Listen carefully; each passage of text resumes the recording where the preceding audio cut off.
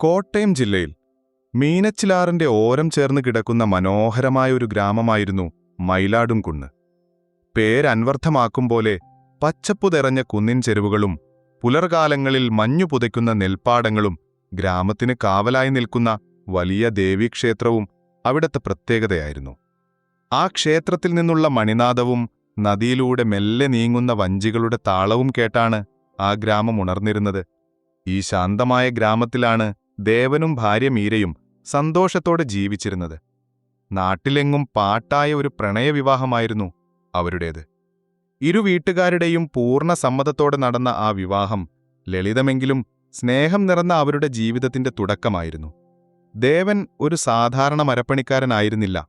തടിക്കഷണങ്ങളിൽ ജീവൻ കൊത്തുന്ന ഒരു ശില്പിയായിരുന്നു അവൻ. കരിവീട്ടിയിലും തേക്കുതടിയിലും അവൻ കൊത്തിയെടുത്ത ദേവീരൂപങ്ങൾക്കും ക്ഷേത്രത്തിലേക്കുള്ള ഗരുഡവാഹനത്തിനും ആരാധകർ ഏറെയായിരുന്നു. മയിലാടുംകുന്നിന്റെ ഹൃദയഭാഗത്തുള്ള മുറ്റത്തു നിറയെ തുളസിയും ചെമ്പകവും പൂക്കുന്ന ഓടിട്ട ചെറിയ വീടായിരുന്നു അവന്റെ ലോകം. ആ വീടിനോട് ചേർന്ന ചെറിയ പണിപ്പുരയിൽ നിന്നാണ് അവൻ ഗ്രാമത്തിലെ വലിയ തറവാടുകളിലേക്കുള്ള കട്ടിലും കസേരയും ക്ഷേത്രത്തിലേക്കുള്ള കൊത്തുപണികളും ഒരുക്കിയിരുന്നത്. മരപ്പണിയുടെ മണവും ഉളിയുടെ നേർത്ത ശബ്ദവും ദേവന് സംഗീതം പോലെ പ്രിയപ്പെട്ടതായിരുന്നു. തന്റെ തൊഴിലിനോടുള്ള അഗാധമായ ആ ഇഷ്ടം തന്നെയായിരുന്നു മീരയോടുള്ള അവന്റെ പ്രണയത്തിന്റെ ആഴം. എന്നാൽ മീരയുടെ മനസ്സ് ഈ ഗ്രാമീണ ജീവിതത്തിൽ ഒട്ടും തൃപ്തിയായിരുന്നില്ല. അവളുടെ കണ്ണുകൾ നഗരത്തിലെ മിന്നുന്ന കെട്ടിടങ്ങളെയും അവിടത്തെ ആഡംബര ജീവിത രീതിയെയും സ്വപ്നം കണ്ടു.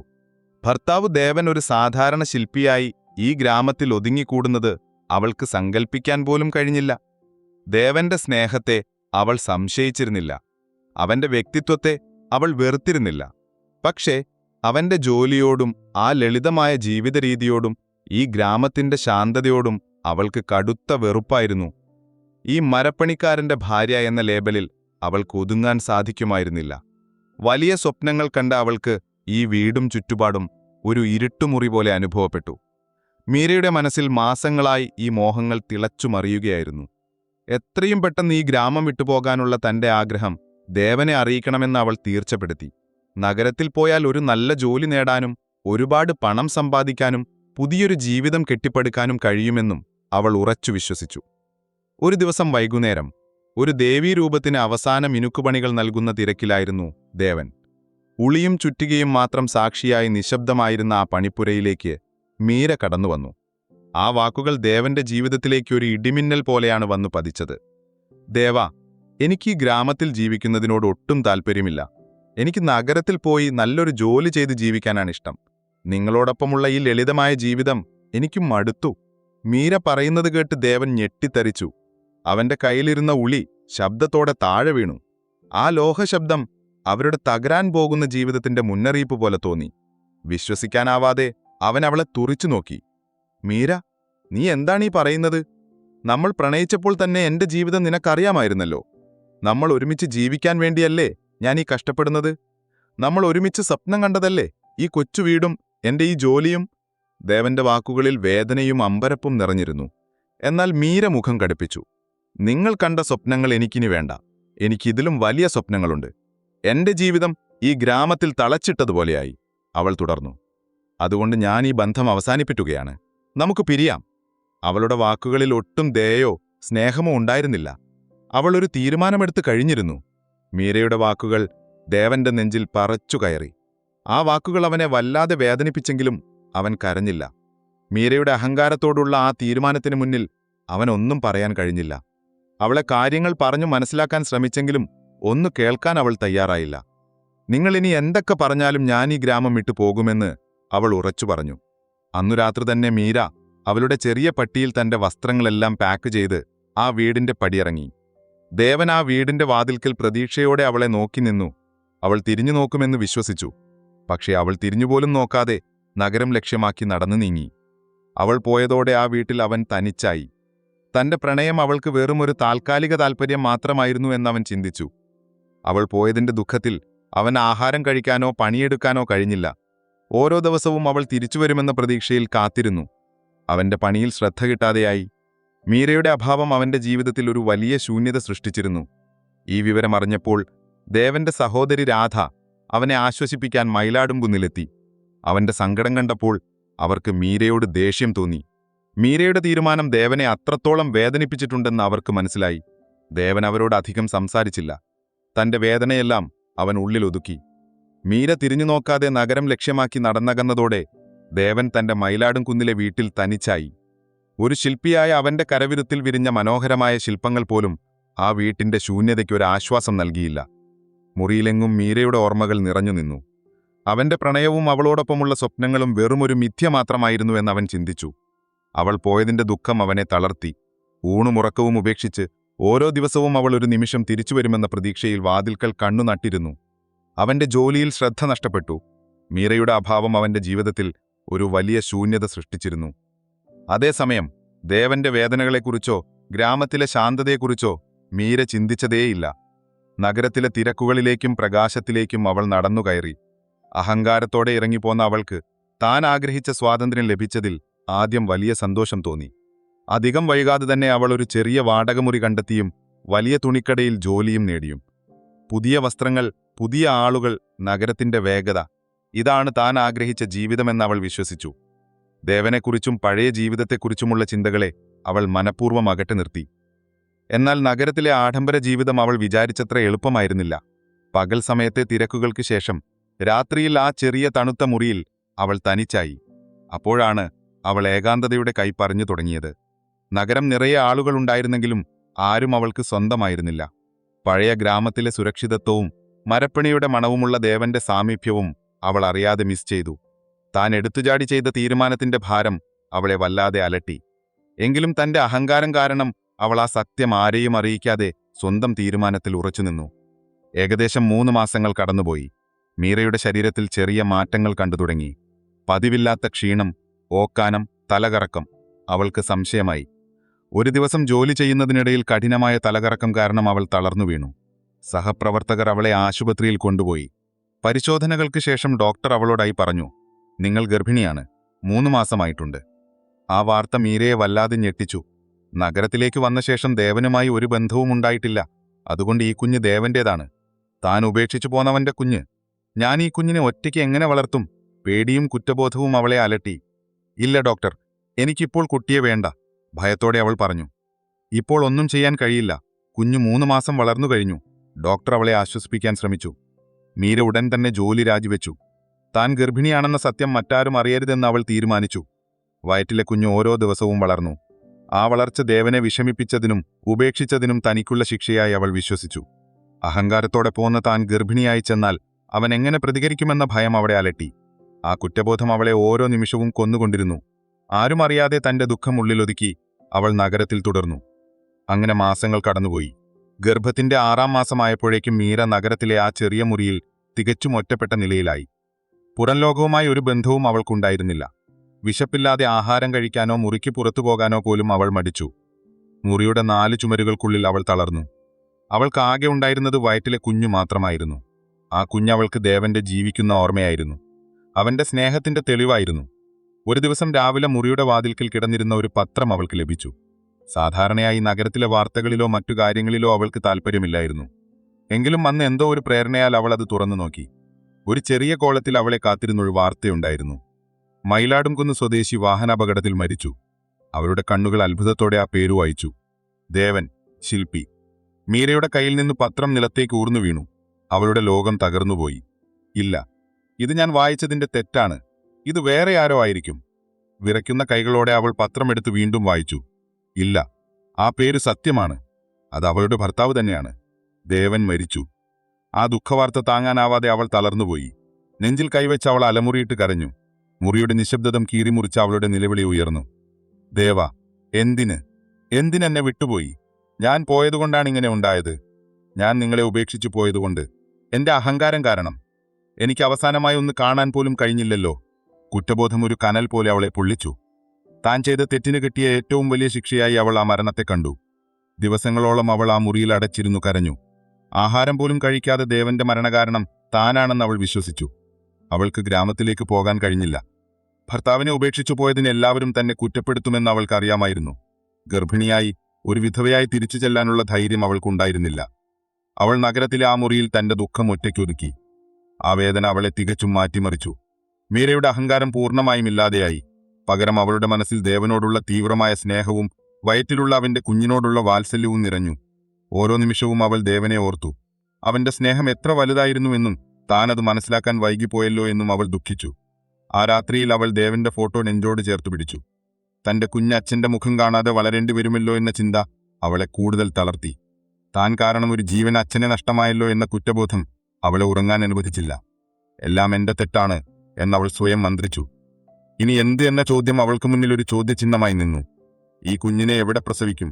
തന്റെ കഥയറിഞ്ഞാൽ നഗരത്തിലെ ആളുകൾ എന്ത് വിചാരിക്കും?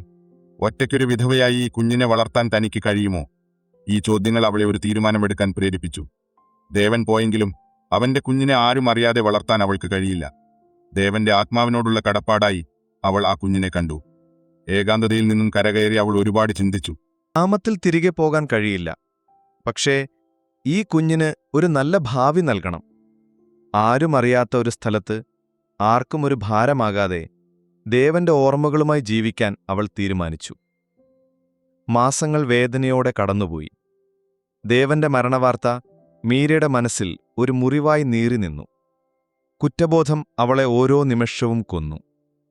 തന്റെ അഹങ്കാരം കാരണം നഷ്ടപ്പെട്ട ആ പ്രണയത്തിന്റെ സ്മാരകമായി അവൾ വയറ്റിലെ കുഞ്ഞിനെ കണ്ടു. പ്രസവ സമയമെടുത്തപ്പോൾ മീര ഒരു തീരുമാനമെടുത്തു. ഈ കുഞ്ഞ് ദേവന്റേതാണ്. അതുകൊണ്ടുതന്നെ ഈ കുഞ്ഞിനെ അവന്റെ മണ്ണിൽ, അവന്റെ ഗ്രാമത്തിൽ കൊണ്ടുവന്ന് പ്രസവിക്കണം. അതാണ് താൻ അവനു നൽകുന്ന അവസാനത്തെ പ്രണാമം. അവൾ നഗരം വിട്ട് തന്റെ കയ്യിലുണ്ടായിരുന്ന കുറഞ്ഞ പണവുമായി മയിലാടും കുന്നിലേക്കുള്ള ബസ്സു കയറി. 7 മാസങ്ങൾക്കു ശേഷം ആ ഗ്രാമത്തിലേക്ക് തിരിച്ചു പോകുമ്പോൾ അവളുടെ മനസ്സിൽ ഭയവും ദുഃഖവും നിറഞ്ഞിരുന്നു. ഒരു വിധവയായി, ഒറ്റയ്ക്ക് ഗർഭിണിയായി ഗ്രാമത്തിലേക്ക് ചെല്ലുന്നതിനുള്ള മാനക്കേട് അവൾക്ക് താങ്ങാൻ കഴിയുമായിരുന്നില്ല. ആരും തന്നെ കാണരുതേയെന്ന് പ്രാർത്ഥിച്ച് അവൾ വീട്ടിലേക്ക് പോകാതെ നേരെ പോയത് ഗ്രാമക്ഷേത്രത്തിന്റെ പിന്നിലെ ആൽമരച്ചുവട്ടിലേക്കാണ്. അവിടെ ദേവനായി പണിത ചെറിയ സ്മൃതി കുടീരം അവൾ കണ്ടു. മാർബിൾ ഫലകത്തിൽ ആ പേര് അവൾക്കായി കാത്തിരുന്നു. ദേവൻ. ആ പേര് കണ്ടതും മീര ആ സ്മൃതി കുടീരത്തിനടുത്ത് തളർന്നിരുന്നു.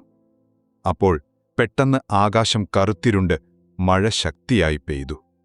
അവളുടെ ദുഃഖം ഏറ്റുവാങ്ങാനെന്ന പോലെ ആ മഴ പെയ്തിറങ്ങി. അവൾ ആ സ്മൃതി കുടീരത്തിൽ തലവെച്ച് പൊട്ടിക്കരഞ്ഞു. ദേവാ, ഞാൻ കൊണ്ടുവന്നത് നിന്റെ കുഞ്ഞിനെയാണ്, നമ്മുടെ കുഞ്ഞ്. എനിക്ക് നിന്നോടിത് പറയാൻ കഴിഞ്ഞില്ലല്ലോ. ഞാൻ ചെയ്ത തെറ്റുകൾക്ക് നീ ക്ഷമിക്കണം.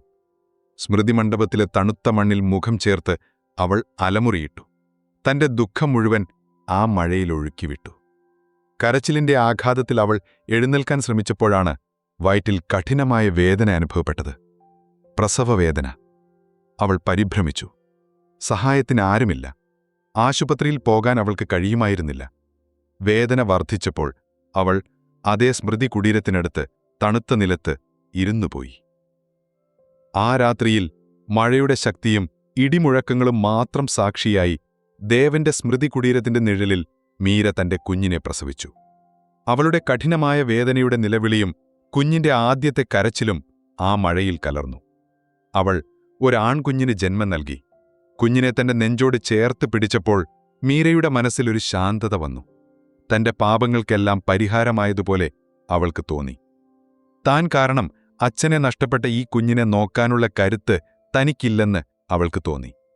അവൾ അവസാനമായി കുഞ്ഞിനെ ചുംബിച്ച് ദേവനോട് മനസ്സിൽ വിട പറഞ്ഞു. പുലർച്ചെയായപ്പോൾ മഴ നിലച്ചു. ക്ഷേത്രത്തിൽ മണിനാദം മുഴങ്ങി. സുപ്രഭാതം കേട്ടുതുടങ്ങി. കിഴക്കുനിന്നുള്ള നേരിയ വെളിച്ചം സ്മൃതി കുടീരത്തിലേക്ക് പരന്നു. ആ വെളിച്ചത്തിൽ കുഞ്ഞു ജീവനോടെ അമ്മയുടെ നെഞ്ചിൽ കിടക്കുന്നുണ്ടായിരുന്നു. അമ്മയായ മീര ശാന്തമായി ആ സ്മൃതി കുടീരത്തിനടുത്തുവെച്ച് ഈ ലോകത്തോട് വിട പറഞ്ഞിരുന്നു. പ്രണയത്തിന്റെയും അഹങ്കാരത്തിന്റെയും ആ കഥയ്ക്ക് അവിടെ അവസാനമായി. എന്നാൽ ദേവന്റെയും മീരയുടെയും മകന്റെ ജീവിതം തുടങ്ങിയിട്ടേയുണ്ടായിരുന്നുള്ളൂ. മീര ഈ ലോകത്തോട് വിട പറഞ്ഞ ആ പുലർച്ചെ ക്ഷേത്രത്തിലെ കഴകക്കാരനായ ശങ്കരൻ പതിവുപോലെ ക്ഷേത്രമുറ്റം വൃത്തിയാക്കാൻ വന്നു. ആൽത്തറയ്ക്കടുത്ത് ദേവന്റെ സ്മൃതി കുടീരത്തിനരികെ ഒരു സ്ത്രീയുടെ മൃതദേഹം കണ്ട ശങ്കരൻ ഭയത്തോടെ അടുത്തേക്ക് പോയി. തണുത്തു മരവിച്ച ആ യുവതിയുടെ മടിയിൽ മഴവെള്ളം കലർന്ന മണ്ണിൽ ഒരു കുഞ്ഞ് കരയുന്നുണ്ടായിരുന്നു. ആ കുഞ്ഞിന്റെ നേർത്ത നിലവിളി ശങ്കരന്റെ ഹൃദയത്തെ വല്ലാതെ വേദനിപ്പിച്ചു. മനുഷ്യന്റെ ക്രൂരമായ ലോകം അവശേഷിപ്പിച്ച ഒരു നിസ്സഹായമായ ജീവനെപ്പോലെയാണ് ആ കുഞ്ഞു കിടന്നത്. ശങ്കരൻ ഉടൻ തന്നെ കുഞ്ഞിനെ കോരിയെടുത്ത് പുതപ്പിൽ പൊതിഞ്ഞ് ഗ്രാമത്തിലേക്ക് ഓടി. അവൻ എല്ലാവരെയും വിളിച്ചുകൂട്ടി. ശങ്കരന്റെ വാക്കുകൾ കേട്ട ഗ്രാമത്തിലെ ആളുകൾ ഞെട്ടലോടെ ഓടിയെത്തി. നഗരത്തിലേക്ക് പോയ മീര ഈ രൂപത്തിൽ മടങ്ങി വന്നത് ആർക്കും വിശ്വസിക്കാനായില്ല. ആദ്യം ആർക്കും ആളെ മനസ്സിലായില്ല. പക്ഷേ ദേവന്റെ സഹോദരി രാധ അവിടെ എത്തിയപ്പോൾ അവരുടെ ഹൃദയം നിലച്ചുപോയി. വർഷങ്ങൾക്ക് മുമ്പ് അഹങ്കാരത്തോടെ ഇറങ്ങിപ്പോയവളാണ് ഈ മഴയും മണ്ണും നനഞ്ഞു കിടക്കുന്നത്. ഇത് മീരയാണ്, ദേവന്റെ ഭാര്യ.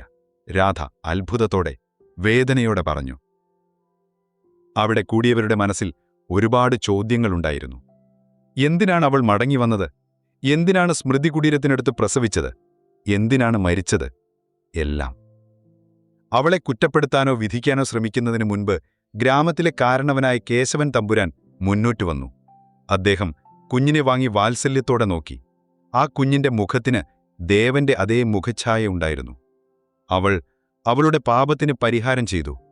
തന്റെ പ്രണയത്തിന്റെ ജീവനെ ഈ മണ്ണിലേൽപ്പിച്ച ശേഷം അവൾ പോയി. കേശവൻ തമ്പുരാൻ പറഞ്ഞു. ആ വാക്കുകൾക്ക് ഗ്രാമത്തിൽ വലിയ സ്വാധീനമുണ്ടായിരുന്നു. ആരും മീരയെ കൂടുതൽ കുറ്റപ്പെടുത്തിയില്ല. അവളുടെ ദുരന്തം എല്ലാവരുടെയും കണ്ണു നിറഞ്ഞു. പോലീസെത്തി വേണ്ട നടപടികൾ പൂർത്തിയാക്കി. ദേവന്റെ കുടുംബത്തിന്റെ അനുവാദത്തോടെ മീരയെ ദേവന്റെ സ്മൃതി കുടീരത്തിനടുത്തായി സംസ്കരിച്ചു. വേർപിരിഞ്ഞവർ മരണശേഷം ഒടുവിൽ ഒരുമിച്ചായി. ഇനി കുഞ്ഞിനെ ആര് നോക്കുമെന്നതായിരുന്നു പ്രശ്നം. ദേവന്റെ സഹോദരി രാധയും ഭർത്താവും കുഞ്ഞിനെ ഏറ്റെടുക്കാൻ തീരുമാനിച്ചു. അവർക്ക് മീരയുടെ ദേഷ്യമുണ്ടായിരുന്നെങ്കിലും ഈ കുഞ്ഞ് തങ്ങളുടെ സഹോദരന്റേതാണ് എന്ന ചിന്തയിൽ അവൾക്ക് അളവറ്റ സ്നേഹം തോന്നി. കൂടാതെ ദേവൻ ഒറ്റയ്ക്കായപ്പോൾ അവനെ ആശ്വസിപ്പിക്കാൻ തങ്ങൾക്ക് കഴിഞ്ഞില്ലല്ലോ എന്ന കുറ്റബോധവും അവരെ ഈ തീരുമാനത്തിലെത്തിച്ചു. ഇവൻ എന്റെ അനിയന്റെ കുഞ്ഞാണ്, ഇവൻ ഇവിടെ വളരും, രാധ ഉറച്ച ശബ്ദത്തിൽ പറഞ്ഞു. അവരവന് അദ്വൈതെന്ന് പേരിട്ടു. അസീം അവർക്ക് നൽകിയ മീര അവരുടെ മണ്ണിൽ ഉപേക്ഷിച്ചുപോയ അമൂല്യമായ സമ്മാനം. ആ കുഞ്ഞിന്റെ ജനനത്തോടെ ആ വീട്ടിലെ ദുഃഖം കുറഞ്ഞുവന്നു. അദ്വൈത് ആ ഗ്രാമത്തിന്റെ പ്രതീക്ഷയായി മാറി. മീരയുടെ ദുഃഖകരമായ കഥ അവിടെ അവസാനിച്ചു. അഹങ്കാരവും കുറ്റബോധവും ഒടുവിൽ ത്യാഗവും നിറഞ്ഞ അവളുടെ ആ ജീവിതത്തിന് സ്മൃതി കുടീരത്തിനടുത്ത് അറുതിയായി. എന്നാൽ അവളുടെ ത്യാഗത്തിന്റെ കഥ ദേവന്റെ ഓർമ്മയായ അദ്വൈതിലൂടെ മയിലാടുംകുന്നിൽ തുടങ്ങുകയായിരുന്നു. ദേവന്റെ സഹോദരി രാധയുടെയും ഭർത്താവിന്റെയും അളവില്ലാത്ത സ്നേഹത്തിൽ അദ്വൈത വളർന്നു. അവന്റെ കണ്ണുകൾക്ക് ദേവന്റെ അതേ തിളക്കമുണ്ടായിരുന്നു. അവന്റെ ചിരിയും കളിയും ആ വീട്ടിലെ എല്ലാവർക്കും അകാലത്ത് പൊരിഞ്ഞുപോയ ദേവന്റെ ഓർമ്മ നൽകി. രാധ അവനെ സ്വന്തം അമ്മയുടെയും അച്ഛന്റെയും കുറവറിയിക്കാതിരിക്കാൻ ശ്രദ്ധിച്ചു.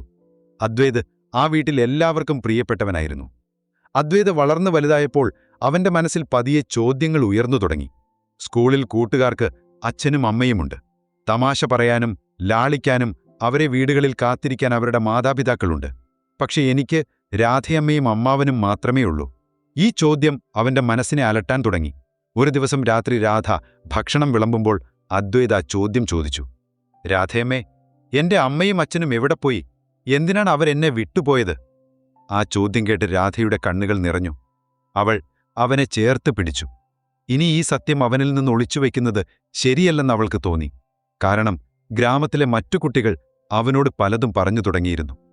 അടുത്ത ദിവസം രാവിലെ അദ്വൈതിനെ കൈപിടിച്ച് ക്ഷേത്രപ്പറമ്പിലേക്ക് കൊണ്ടുപോയി. മഴയും വെയിലും ഏറ്റുകിടക്കുന്ന അടുത്തടുത്തുള്ള ആ 2 സ്മൃതി കുടീരങ്ങൾക്ക് മുന്നിൽ അവൾ അവനെ നിർത്തി. മോന്റെ അമ്മയും അച്ഛനും ഇവിടെയാണ് ഉറങ്ങുന്നത്, രാധ പതിഞ്ഞ സ്വരത്തിൽ പറഞ്ഞു. അവൾ കണ്ണുനീരോടെ ആ കഥ അവനോട് പറഞ്ഞു. നിന്റെ അമ്മ മീര ഒരുപാട് അഹങ്കാരത്തോടെ ഈ ഗ്രാമം വിട്ടുപോയിരുന്നു. അവൾ നഗരത്തിൽ പോയി. പക്ഷെ അവൾക്കവിടെ സമാധാനം കിട്ടിയില്ല. അവൾ ഗർഭിണിയാണെന്നറിഞ്ഞപ്പോൾ നിന്റെ അച്ഛനോടുള്ള സ്നേഹം അവളെ ഇങ്ങോട്ട് മടക്കിക്കൊണ്ടുവന്നു. നിന്നെ ഈ ലോകത്ത് കൊണ്ടുവരാൻ വേണ്ടി അവൾ സ്വന്തം ജീവൻ ഉപേക്ഷിച്ചു. നീയാണ് അവരുടെ പാപമോക്ഷം. അദ്വൈത് ആ കഥ കേട്ട് വല്ലാതെ വിഷമിച്ചു. അവൻ ദിവസവും ആ സ്മൃതി കുടീരത്തിനടുത്തു വന്ന് കുറച്ചുനേരം ഇരിക്കും. അവന്റെ മാതാപിതാക്കളുടെ ദുഃഖകരമായ പ്രണയകഥയും അമ്മയുടെ ത്യാഗവും അവന്റെ മനസ്സിൽ ആഴത്തിൽ പതിഞ്ഞു. അവൻ ആ സ്മൃതി കുടീരത്തിൽ കൈവച്ചിരിക്കും. അവന്റെ അച്ഛന്റെ മരപ്പണി ഉപകരണം വെച്ചിരുന്ന അടഞ്ഞ പണിപ്പുരയിലേക്ക് അവൻ ദുഃഖത്തോടെ നോക്കി നിന്നു. ഗ്രാമത്തിലെ പ്രായമായവർ അവനോട് കഥകൾ പറഞ്ഞു. നിന്റെ അമ്മ ഒരു ധിക്കാരിയായിരുന്നു, പക്ഷേ നിന്റെ അച്ഛൻ അവളെ ജീവനേക്കാൾ സ്നേഹിച്ചു. നിന്റെ അമ്മ ചെയ്ത തെറ്റിന് അവൾ സ്വയം ശിക്ഷ നൽകി. ഈ കഥകൾ അദ്വൈതിനെ വിഷമിപ്പിച്ചെങ്കിലും അവന് മാതാപിതാക്കളോട് അളവില്ലാത്ത സ്നേഹവും ബഹുമാനവും തോന്നി. അവന്റെ അച്ഛന്റെ സ്നേഹവും അമ്മയുടെ ത്യാഗവും അവന്റെ മനസ്സിനെ സ്വാധീനിച്ചു. ഒരു ദിവസം അവൻ ദേവൻ പണി ചെയ്തിരുന്ന പഴയ വീടിന്റെ അടുത്തുകൂടെ നടക്കുമ്പോൾ മുറ്റത്തൊരു പഴയ മരപ്പെട്ടി മണ്ണിൽ പൂണ്ടുപോയ നിലയിൽ കണ്ടു. മഴയും വെയിലുമേറ്റ് ദ്രവിച്ച പെട്ടിയുടെ ഒരു ഭാഗം മണ്ണിൽ നിന്ന് പുറത്തേക്ക് കാണുന്നുണ്ടായിരുന്നു. ആകാംക്ഷയോടെ അവനത് പുറത്തെടുത്തു. അവൻ രാധയോട് ചോദിച്ചു. അത് ദേവൻ സൂക്ഷിച്ചിരുന്ന പെട്ടിയാണെന്ന് മനസ്സിലായി. രാധയുടെ അനുവാദത്തോടെ അവനത് തുറന്നു. അതിൽ ദേവന്റെ പഴയ മരപ്പണി ഉപകരണങ്ങളും ഏറ്റവും പ്രധാനമായി ഒരു പഴയ തുകൽ നോട്ട് പുസ്തകവും ഉണ്ടായിരുന്നു. അത് ദേവന്റെ കൈപ്പടയിലുള്ള ഡയറിയായിരുന്നു. അവന്റെ കണ്ണുകൾ തിളങ്ങി. തന്റെ അച്ഛനെക്കുറിച്ചറിയാനുള്ള ഏക മാർഗം ഈ ഡയറിയാണെന്ന് അവന് മനസ്സിലായി. അച്ഛന്റെ മനസ്സിലൂടെ സഞ്ചരിക്കാൻ അവന് ഡയറി വായിക്കാൻ തീരുമാനിച്ചു.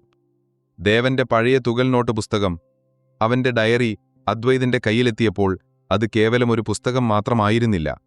അത് തന്റെ മാതാപിതാക്കളുടെ ദുരന്തപൂർണമായ പ്രണയത്തിന്റെ താളിയോലയായിരുന്നു. അദ്വൈതം രാഘയും ഒരുമിച്ചിരുന്ന് ആ പഴക്കം ചെന്ന ഡയറി വായിച്ചു തുടങ്ങി.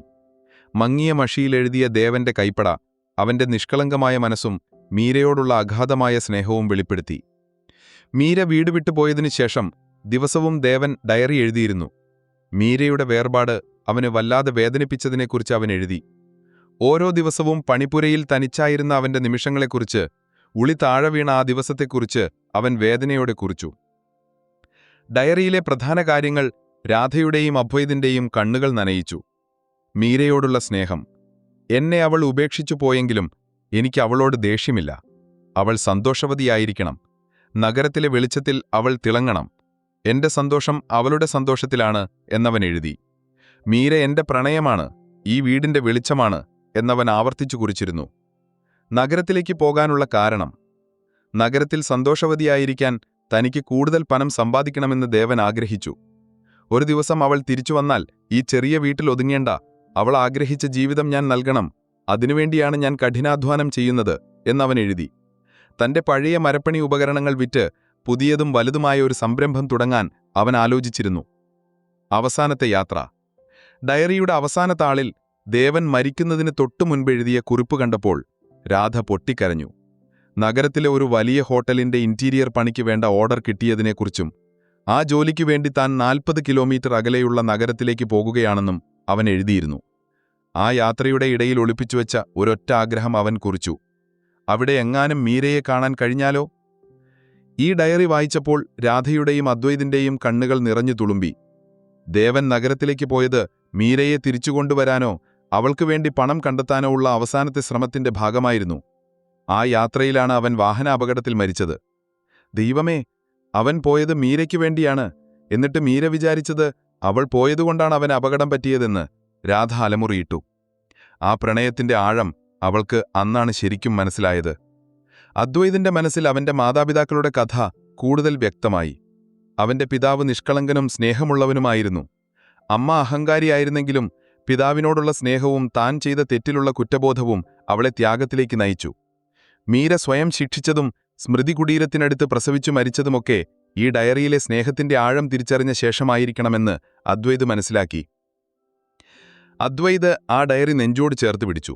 അവന്റെ മാതാപിതാക്കൾ ജനിച്ചത് പ്രണയത്തിനു വേണ്ടിയാണ്, മരിച്ചതും പ്രണയത്തിനു വേണ്ടിയാണ്. തന്റെ അദ്വൈത് എന്ന പേര് അവർ നൽകിയ നിധി പോലെ തോന്നി. അവൻ ആ ദിവസത്തിനു ശേഷം ദിവസവും സ്മൃതികുടീരത്തിനടുത്തു പോകും. അവൻ ഡയറി വായിച്ച് അച്ഛന്റെയും അമ്മയുടെയും കഥ അവർക്ക് തന്നെ പറഞ്ഞുകൊടുക്കും. അച്ഛാ, അമ്മേ, ഞാൻ നിങ്ങളുടെ പ്രണയം ജീവനോടെ നിലനിർത്തും. അവന്റെ ഉള്ളിൽ പുതിയൊരു ദൃഢനിശ്ചയം ഉടലെടുത്തു. വർഷങ്ങൾ അതിവേഗം കടന്നുപോയി. ദേവന്റെയും മീരയുടെയും പ്രണയത്തിന്റെ സമ്മാനമായ അദ്വൈത് ഇപ്പോൾ മുതിർന്ന യുവത്വത്തിലേക്ക് പ്രവേശിച്ചിരുന്നു. അവന്റെ വിദ്യാഭ്യാസം വിജയകരമായി പൂർത്തിയാക്കി. കഴിവുള്ള യുവാവായതുകൊണ്ടുതന്നെ നഗരത്തിൽ അവന് നല്ല ജോലി കിട്ടി. എന്നാൽ അവന്റെ മനസ്സ് ഗ്രാമത്തിൽ തന്നെയായിരുന്നു. ഒരു ദിവസം രാധ അവനെ നിർബന്ധിച്ചു. മോനെ, നീ നഗരത്തിൽ പോയി വലിയ നിലയിലെത്തണം. അതാണ് നിന്റെ അമ്മയുടെ സ്വപ്നം. അവൾ ആഗ്രഹിച്ചത് നഗരത്തിലെ ജീവിതമായിരുന്നു. ഇല്ല രാധയമ്മേ, അദ്വൈത സ്നേഹത്തോടെ പറഞ്ഞു. എനിക്കെന്റെ അച്ഛന്റെ ജോലി മതി. എന്റെ അമ്മയ്ക്ക് നഗരത്തിൽ സന്തോഷം കിട്ടിയില്ല. എന്റെ അച്ഛനെ നഷ്ടപ്പെട്ടത് നഗരത്തിൽ വെച്ചാണ്. എനിക്കെന്റെ അച്ഛന്റെ അതേ മണം വേണം, ഈ മരത്തിന്റെ മണം, ഈ ഗ്രാമത്തിന്റെ ശാന്തത. അദ്വൈത ആ തീരുമാനത്തിൽ ഉറച്ചുനിന്നു. നഗരത്തിന്റെ മിന്നുന്ന വെളിച്ചത്തേക്കാൾ അവന് പ്രിയം ഈ മയിലാടും കുന്നിലെ മണ്ണിനോടായിരുന്നു. അവൻ ദേവന്റെ പഴയതും പൊടിപിടിച്ചതുമായ പണിപ്പുര വൃത്തിയാക്കി. ദേവന്റെ പഴക്കം ചെന്ന ഉപകരണങ്ങൾ ഉപയോഗിച്ച് അവൻ വീണ്ടും മരപ്പണിക്ക് തുടക്കം കുറിച്ചു. അദ്വൈതന്റെ കൈകൾക്ക് ദേവന്റെ അതേ കഴിവുണ്ടായിരുന്നു. വിസ്മയം പോലെ അവന്റെ കൈകളിൽ തടിക്കഷ്ണങ്ങൾ മനോഹരമായ ശില്പങ്ങളായി മാറി. അവൻ ഉണ്ടാക്കിയ സാധനങ്ങൾക്ക് വലിയ ഭംഗിയുണ്ടായിരുന്നു. ഗ്രാമത്തിലെ ആളുകൾ അവനെ പ്രോത്സാഹിപ്പിച്ചു. ദേവന്റെ പഴയ സുഹൃത്തുക്കൾ അവൻ എല്ലാ സഹായവും നൽകി. പണികൾ പെട്ടെന്ന് ലഭിക്കാൻ തുടങ്ങി. അദ്വൈത് പണിപ്പുരയിലിരിക്കുമ്പോൾ ദേവന്റെ ഡയറി വായിക്കും. അവന്റെ അച്ഛന്റെ സ്നേഹവും ത്യാഗവും അവനെ കൂടുതൽ ഊർജ്ജസ്വലനാക്കി. അവന്റെ ഓരോ ജോലിയിലും അവന്റെ മാതാപിതാക്കളുടെ ഓർമ്മകളുണ്ടായിരുന്നു. പലപ്പോഴും പണിയെടുക്കുമ്പോൾ അവന്റെ കയ്യിൽ നിന്ന് ഉളിയോ ചുറ്റികയോ താഴെ വീഴും. അപ്പോൾ അവൻ കണ്ണടച്ചിരിക്കും. മീര പോയപ്പോൾ ദേവന്റെ കയ്യിൽ നിന്ന് ഉളി താഴെ വീണതിന്റെ കഥ അവൻ ഓർക്കും. തന്റെ മാതാപിതാക്കളുടെ ദുഃഖം തന്റെ ഓരോ പ്രവൃത്തിയിലുമുണ്ടെന്ന് അവൻ വിശ്വസിച്ചു. അവന്റെ ജോലി പ്രശസ്തമായതോടെ നഗരത്തിൽ നിന്ന് ഓർഡറുകൾ വരാൻ തുടങ്ങി. എങ്കിലും അവൻ നഗരത്തിലേക്ക് പോകാൻ കൂട്ടാക്കിയില്ല. തന്റെ മാതാപിതാക്കൾ ഉറങ്ങുന്ന മണ്ണിലിരുന്നു തന്നെ എല്ലാ ജോലിയും പൂർത്തിയാക്കാൻ അവൻ തീരുമാനിച്ചു. ഇതിനിടയിലാണ് ഒരു ദിവസം ഒരു അപ്രതീക്ഷിത അതിഥി അദ്വൈതിനെ തേടി പണിപ്പുരയിലെത്തിയത്. നഗരത്തിലെ അത്യാധുനിക ഫാഷനിൽ വസ്ത്രം ധരിച്ച അതീവ സുന്ദരിയായ ഒരു യുവതി. അവളുടെ പേര് ലയ. നഗരത്തിലെ ഒരു വലിയ കഫേയുടെ ഇന്റീരിയർ ജോലിയുമായി ബന്ധപ്പെട്ടാണ് അവൾ മയിലാടും കുന്നിലെത്തിയത്. ലയ നഗരത്തിന്റെ പ്രതിനിധിയായിരുന്നു. വേഗതയും കാര്യക്ഷമതയും മാത്രമാണ് അവൾക്ക് പ്രധാനം. അദ്വൈതിന്റെ ശാന്തമായ ഗ്രാമീണ ജീവിതവും മരപ്പണിയുടെ മണമുള്ള ഈ ചെറിയ പണിപ്പുരയും അവൾക്ക് കൗതുകമായിരുന്നു. "നിങ്ങളാണോ അദ്വൈത്, ഇവിടുത്തെ ശില്പി?" സംശയത്തോടെ അവൾ ചോദിച്ചു. "അതെ, ഞാൻ അദ്വൈത്." മരപ്പണി ഉപകരണം താഴെ വെച്ച് അദ്വൈത് പറഞ്ഞു. അവളുടെ കണ്ണുകൾക്ക് നഗരത്തിന്റെ തിളക്കവും അദ്വൈതിന്റെ കണ്ണുകൾക്ക് ഗ്രാമത്തിന്റെ ശാന്തതയുമായിരുന്നു. അവരുടെ കൂടിക്കാഴ്ച പഴയ മീരയുടെയും ദേവന്റെയും കഥയ്ക്ക് പുതിയൊരു തുടക്കം കുറിക്കുകയായിരുന്നു. വർഷങ്ങൾ കടന്നുപോയിരുന്നു. അദ്വൈതിന്റെ മനസ്സ് നഗരത്തിലെ ജോലികളിൽ ഒട്ടും തങ്ങി നിന്നില്ല. അവൻ തന്റെ അച്ഛന്റെ പണിപ്പുര വൃത്തിയാക്കി അവിടെ തന്നെ മരപ്പണി തുടർന്നു. ദേവന്റെ ഡയറി നൽകിയ ഊർജം അവനെ കൂടുതൽ കരുത്തനാക്കി. അവന്റെ ലക്ഷ്യം വ്യക്തമായിരുന്നു: ഈ ഗ്രാമം വിട്ട് എങ്ങോട്ടുമില്ല. ഇതിനിടയിലാണ് നഗരത്തിലെ കഫേയുടെ ഇന്റീരിയർ ജോലിയുമായി ബന്ധപ്പെട്ട് ലയ വീണ്ടും മയിലാടും കുന്നിലെത്തുന്നത്. ആദ്യം ജോലിപരമായ ബന്ധം മാത്രമായിരുന്നുവെങ്കിലും അദ്വൈതിന്റെ ശാന്തമായ പ്രകൃതവും മാതാപിതാക്കളോടുള്ള അഗാധമായ സ്നേഹവും ലയയെ ആകർഷിച്ചു. നഗരത്തിന്റെ തിടുക്കത്തിൽ നിന്ന് വ്യത്യസ്തനായിരുന്നു അദ്വൈത്. പതിയെ ഇരുവരും പ്രണയത്തിലായി. രാധയ്ക്ക് ആദ്യം ഇതിനോട് യോജിപ്പില്ലായിരുന്നു. "മോനെ, മീരയുടെ അതേ ചുറുചുറുക്ക് ഇവൾക്കുമുണ്ട്. നഗരത്തിന്റെ മോഹങ്ങൾ ഇവളെയും മാറ്റിമറിച്ചാൽ നിന്റെ അച്ഛന് സംഭവിച്ച ദുരന്തം നിനക്കും സംഭവിക്കരുത്" എന്നവർ ഭയത്തോടെ പറഞ്ഞു. "ഇല്ല രാധയമ്മേ, ലയ എന്റെ പ്രണയം മനസ്സിലാക്കും. നഗരം അവളുടെ ജോലിയാണ്, ജീവിതം ഞാനും ഈ മണ്ണുമാണ്" അദ്വൈത് ഉറപ്പിച്ചു പറഞ്ഞു. ഒടുവിൽ ഗ്രാമത്തിലെ എല്ലാവരുടെയും അനുഗ്രഹത്തോടെ അദ്വൈതും ലയയും വിവാഹിതരായി. ആദ്യമൊക്കെ അവരുടെ ജീവിതം സന്തോഷകരമായിരുന്നു. അദ്വൈതിന്റെ പ്രണയവും രാധയുടെ വാത്സല്യവും ലയയ്ക്ക് പുതിയൊരു അനുഭവമായിരുന്നു. എന്നാൽ നഗരം അവളെ തിരികെ വിളിച്ചുകൊണ്ടേയിരുന്നു. ലയ നഗരത്തിലെ സുഹൃത്തുക്കളെയും വേഗതയേറിയ ജീവിതവും വല്ലാതെ മിസ് ചെയ്തു. പതിയെ പതിയെ അവർക്കിടയിൽ വഴക്കുകൾ തുടങ്ങി. ലയയുടെ ഓരോ വാക്കിലും നഗരത്തിന്റെ ഈർഷ്യ നിഴലിച്ചു. "അദ്വൈത്, എനിക്കിവിടെ ശ്വാസം മുട്ടുന്നു. ഈ മരത്തിന്റെ മണവും ഈ നിശബ്ദതയും എനിക്ക് മടുത്തു. എന്തിനാണ് ഈ ഗ്രാമത്തിൽ ഒതുങ്ങിക്കൂടുന്നത്? നിങ്ങൾ നഗരത്തിലേക്ക് വന്നാൽ വലിയ നിലയിലെത്താം" ലയ വാദിച്ചു. "എന്റെ അച്ഛന്റെ ഓർമ്മകൾ ഈ മണ്ണിലാണ് ലയ. എന്റെ മാതാപിതാക്കൾ ഒന്നായി ഉറങ്ങുന്ന ഈ മണ്ണ് വിട്ട് ഞാൻ എങ്ങോട്ടു പോകാൻ?" അദ്വൈതിന്റെ മറുപടിയിൽ വേദനയുണ്ടായിരുന്നു. അവൾക്കത് കേവലം വാശിയായി തോന്നി. മീരയുടെ അതേ അഹങ്കാരം ലയയുടെ മനസ്സിലും പതുങ്ങിയിരുന്നു. അവൾ തന്റെ സൗകര്യങ്ങളെക്കുറിച്ചു മാത്രം ചിന്തിച്ചു. ഇതിനിടയിൽ ഒരു ദിവസം ലയ താൻ ഗർഭിണിയാണെന്നറിഞ്ഞു. ആ വാർത്ത അദ്വൈതിനെ സന്തോഷിപ്പിച്ചെങ്കിലും ലയയുടെ മനസ്സ് മാറിയില്ല. കുഞ്ഞ് ജനിക്കുന്നതിനു മുമ്പ് നഗരത്തിലേക്ക് പോകണമെന്ന് അവൾ നിർബന്ധം പിടിച്ചു. അദ്വൈത് വഴങ്ങാതായപ്പോൾ അവളുടെ തീരുമാനം കടുത്തു. ഒരു ദിവസം രാവിലെ യാത്രയ്ക്കുള്ള ബാഗുമായി ലയ അദ്വൈതിന്റെ പണിപ്പുരയിലേക്ക് വന്നു. "ഞാൻ പോകുകയാണ് അദ്വൈത്. എനിക്ക് ഈ ജീവിതം മടുത്തു. നിങ്ങളുടെ അച്ഛന്റെ ദുരന്ത കഥയിൽ എനിക്ക് ജീവിക്കാൻ വയ്യ. എന്റെ കുഞ്ഞിനെ ഞാൻ നഗരത്തിൽ വളർത്തും." ലയയുടെ വാക്കുകൾ തീവ്രമായിരുന്നു. അദ്വൈത് ഞെട്ടിപ്പോയി. വയറ്റിൽ തന്റെ കുഞ്ഞിനെ വഹിച്ച് മീര പോയതുപോലെ ലയയും ഇറങ്ങിപ്പോകുന്നു. വർഷങ്ങൾക്ക് മുൻപ് ദേവൻ അനുഭവിച്ച അതേ വേദന, അതേ നിസ്സഹായത അവന്റെ നെഞ്ചിൽ ഒരു കല്ലുപോലെ വന്നു വീണു. ലയ, അവന്റെ ശബ്ദം തൊണ്ടയിൽ കുരുങ്ങി. അവൾ തിരിഞ്ഞു നോക്കാതെ നടന്നു നീങ്ങി. മീര ഇറങ്ങിപ്പോയപ്പോൾ ദേവൻ നോക്കി നിന്നതുപോലെ അദ്വൈതും തന്റെ പണിപ്പുരയുടെ വാതിൽക്കൽ തളർന്നു നിന്നു. അവന്റെ കയ്യിൽ നിന്ന് ഒരു ഉളി നിലത്തൂർന്നു വീണു. ആ ശബ്ദം ദേവൻ അനുഭവിച്ച അതേ ദുരന്തത്തിന്റെ പ്രതിധ്വനിയായിരുന്നു. ഈ വിവരമറിഞ്ഞ രാധ തളർന്നുപോയി. "ദൈവമേ, എന്റെ അനിയനു പറ്റിയ അതേ ദുരന്തം എന്റെ മോനും. ദേവൻ ഒറ്റയ്ക്കായതുപോലെ അദ്വൈത് ഒറ്റയ്ക്കാകരുത്." അവൾ ഉറക്കെ കരഞ്ഞു. അവൾ അദ്വൈതിനെ സമാധാനിപ്പിക്കാൻ ശ്രമിച്ചു. പക്ഷേ അദ്വൈത് നിശബ്ദനായിരുന്നു. അവന്റെ കണ്ണുകൾക്ക് ദേവന്റെ അതേ ശൂന്യതയായിരുന്നു. രാധയൊരു തീരുമാനമെടുത്തു. തന്റെ അനിയന് ചെയ്യാൻ കഴിയാത്തത് താൻ അദ്വൈതിന്റെ കുഞ്ഞിനു വേണ്ടി ചെയ്യും. രാധ പഴക്കം ചെന്ന ആ ദേവന്റെ ഡയറിയുമായി നഗരത്തിലേക്ക് പോകാൻ തീരുമാനിച്ചു. ലയയെ കണ്ടെത്തി മീരയുടെ കഥ അവളെ ബോധ്യപ്പെടുത്തണം. താൻ ചെയ്ത അതേ തെറ്റാണ് ലയയും ആവർത്തിക്കുന്നതെന്ന് അവൾക്ക് മനസ്സിലാക്കി കൊടുക്കണം. നഗരത്തിലെ തിരക്കിട്ട ജീവിതത്തിനിടയിൽ രാധ ലയയെ കണ്ടെത്തി. നഗരത്തിലെ ആഡംബര ഫ്ളാറ്റിന്റെ വാതിൽക്കൽ നിൽക്കുന്ന ലയ രാധയെ കണ്ടപ്പോൾ അത്ഭുതപ്പെട്ടു. നിങ്ങൾ എന്തിനാണ് വന്നത്? ലയയുടെ ശബ്ദത്തിൽ ദേഷ്യവും ഒപ്പം പരിഭ്രാന്തവും ഉണ്ടായിരുന്നു. രാധ ശാന്തമായി അകത്തേക്ക് കയറി ടേബിളിൽ ദേവന്റെ ഡയറി വെച്ചു. അദ്വൈതിന്റെ അച്ഛന്റെ കഥ നിനക്കറിയാമോ ലയ? ഇല്ല, നിനക്കറിയാവുന്നത് പുറം ലോകം കണ്ട കഥയാണ്. ഈ ഡയറിയിൽ എഴുതിയ സത്യം നീ കേൾക്കണം. നീ ഇപ്പോൾ ഇറങ്ങിപ്പോയ അതേ വഴിയെ വർഷങ്ങൾക്ക് മുൻപ് അദ്വൈതിന്റെ അമ്മ മീരയും പോയിരുന്നു. രാധ ആ ഡയറി ഉപയോഗിച്ച് മീരയുടെ കഥ ലയയെ ബോധ്യപ്പെടുത്തി. രാധ വിവരിച്ചു. മീര അഹങ്കാരത്തോടെ നഗരത്തിൽ പോയി. ദേവൻ ആ വേദനയിൽ ഇവിടെ തളർന്നു. അവളെ തിരികെ കൊണ്ടുവരാനുള്ള പണമുണ്ടാക്കാൻ അവൻ നഗരത്തിലേക്ക് പോയപ്പോഴാണ് അപകടം സംഭവിച്ചു മരിച്ചത്. മീര വിചാരിച്ചത് അവൾ പോയതുകൊണ്ടാണ് അവൻ അപകടം പറ്റിയതെന്ന്. ആ കുറ്റബോധം അവളെ കൊന്നു. നീ ഇപ്പോൾ ഇറങ്ങിപ്പോയതുപോലെ ഗർഭിണിയായിട്ടാണ് അവൾ തിരികെ വന്നത്. പക്ഷേ അവളുടെ ലക്ഷ്യം അദ്വൈതിനെ, തന്റെ കുഞ്ഞിനെ അച്ഛൻ ഉറങ്ങുന്ന ഈ മണ്ണിൽ ജനിപ്പിക്കുക എന്നതായിരുന്നു.